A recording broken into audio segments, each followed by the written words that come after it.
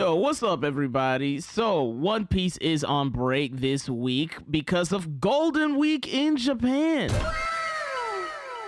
But that's not gonna keep us from talking about the best and biggest anime and manga on the planet, of course. Big announcement, we hit 300, y'all.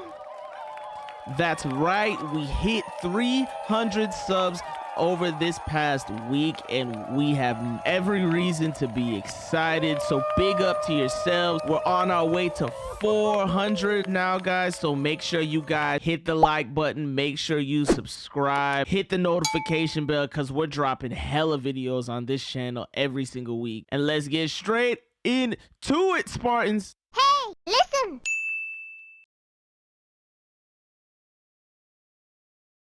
So I want you guys to think about something real quick. Let's take a stroll down memory lane to the end of Dressrosa after Sabo and Hacken, what's the little girl's name again?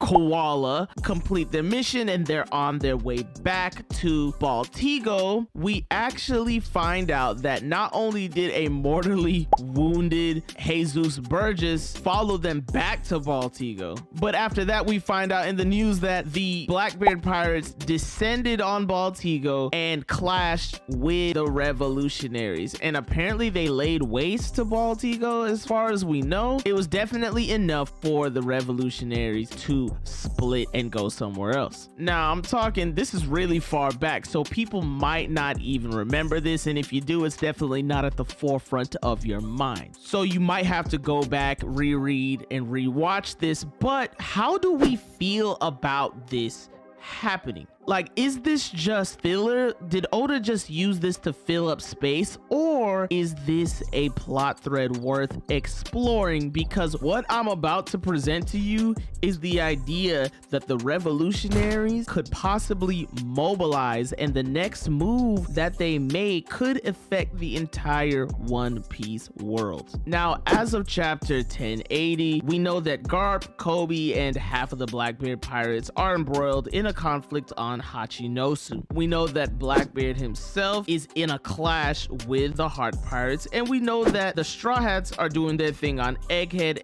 and the current situation seems like they are pinned down on Egghead. They're not going anywhere, especially with the place surrounded with not just the Marines, but the Blackbeard vessel that just pulled up as well. And with that picture being painted, we really need some help. A third party, an outside source, definitely needs to show up here in order to bail out our protagonists. Our protagonists being Kobe, Law, and Luffy, respectively. And yes, I'm including Luffy because no matter how you look at it, the Straw Hats definitely need help. They're surrounded, and even though they have a temporary help from CP0, I just don't see them getting past an admiral and an entire fleet of marine warships with a coup de burst or something along those lines, right? And it's here where the revolutionaries could possibly come into place. So what I want to do is go through a couple of scenarios where the revolutionaries could possibly make themselves useful, and we'll see if they make sense. So our first situation, of course, would be Egghead. Why would the Revs show up on Egghead and get themselves involved with that situation? Now, the Revs are essentially the natural opposite to the world government, so there could be some advantages to them showing up on a government island. Hell, they just left a government island. I mean, we're talking about people who have made a career out of invading government islands, right? But there's definitely some decent reasons for them to go to Egghead specifically. One being that Dragon has a relationship with Vegapunk, and they already had a conversation at the beginning of this arc about Vegapunk feeling like he's going to die. Of course, this situation is a little confusing because Dragon was speaking to Shaka specifically, and now Shaka is dead. However, I do believe that the real relationship is with Stella, as we saw in the flashback. So Shaka being dead shouldn't matter too much, but the reason is the same. Dragon would definitely want to show up and save his friend. And if you remember, when Shaka told him this at the beginning of the arc, Dragon was like, yo bro, stop playing around. This It's not funny. On top of that, the research and development that Vegapunk has used from the library of Ohara is enough to give anybody an advantage. And we know just how high the revolutionaries placed the people of Ohara. Dragon showed up there right after the Buster Call to pay his respects to Clover, and he also had a relationship with Clover. We know that he dubbed Robin the key to the revolution, so they definitely hold Ohara and its people in very, very high regard. On top of that, Kuma's memories and Jewelry Bonnie are still unresolved on Egghead. Of course, we know that Kuma is a revolutionary, and the original Kuma was just with the revolutionaries on Kamabaka Queendom before, you know, he freaked the hell out and ran off like a bat out of hell. But Kuma is someone that is near and dear to the revolutionaries, especially Sabo. So there's definitely a reason for them to help out with that situation as well. Now, if they did indeed come to Egghead, the situation would get very interesting because obviously they would come up behind a naval blockade of the island, and that instantly gives the advantage back to the pirates because the way the blockade works is they surround the island and you cut off everybody that goes in and out. But if somebody now pulls up behind the naval force, well, now it's more like a pincer move between the pirates and the revolutionaries, so that would instantly put the Marines at a disadvantage. Of course, the Blackbeard ship showing up kind of is a wild card, so we'll just have to wait and see, but still, it would be very, very interesting. Our second situation would be the event happening on Hachinosu. And this is an interesting one because in an ordinary circumstance, there is no good reason for the Revs to show up and get involved in the situation and try and save a Marine. As a matter of fact, the Revs and the Marines don't like each other. Last time Sabo saw Fujitora, he wanted smoke on Dressrosa. So yeah, it's definitely probably not likely. However, I do know that as revolutionaries, they are good people and they could probably see the difference between good Marines and bad Marines, right? I don't think that they just attack every Marine out there. I think they could probably see the difference and even work with those that want to work with them. That hasn't been displayed, but we'll have to wait and see.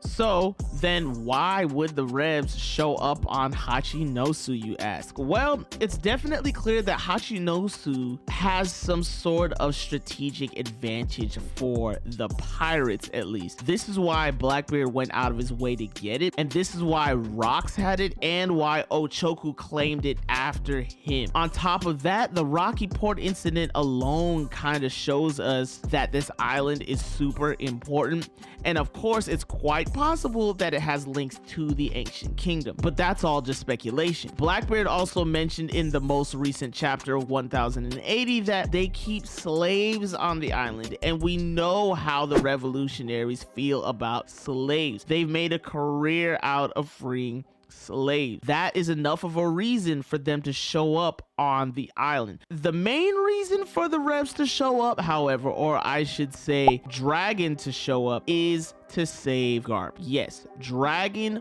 would definitely want to save GARP. You can't just let your daddy go down like that, bro. You know what I mean? In the event that Blackbeard does flip the script on GARP and ends up capturing him, it might take someone as strong as Dragon to rescue GARP, right? It might take Kobe fleeing the scene and going and mixing himself up with the revolutionaries to rescue GARP. And from a writing perspective, this would be great for Oda to showcase exactly what the revolutionaries can do, considering they haven't really looked that great so far besides Sabo. And it's a great opportunity for him to showcase Dragon specifically. At this point, it definitely seems like Oda's in the mood of showcasing characters that have been shrouded in mystery for the majority of the One Piece story. We've got named attacks from GARP and Shanks in the past two chapters, so who's to say that we won't just throw Dragon into the mix. Now, I know the scenario is a little bit less likely, especially since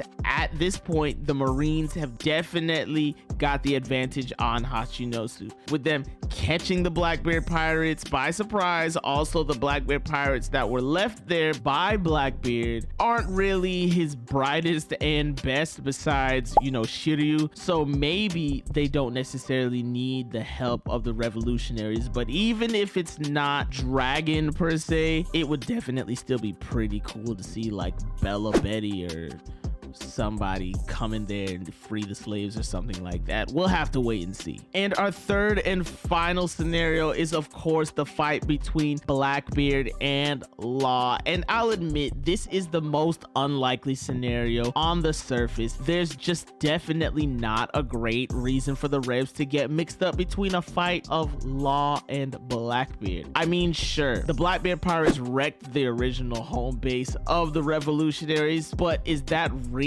a good reason to get in between a fight of two Yonko level pirates? Nah, there definitely has to be a better reason, and bear with me guys, but I do believe that they could go there on a recruitment mission. I think it's possible that the Revs might try and recruit Trafalgar Water D Law after he loses the Blackbeard, of course. Now, come on guys, we know there really ain't much hope for Law to beat Blackbeard on his own, and the situation definitely does not look great. It's quite possible that Blackbeard, if he wins, he might wipe out Law's crew or something. So if I'm Oda, I'm thinking, how do I create a scenario where a fan favorite like Law can lose to Blackbeard, be out of the race for the One Piece, but not take the same route as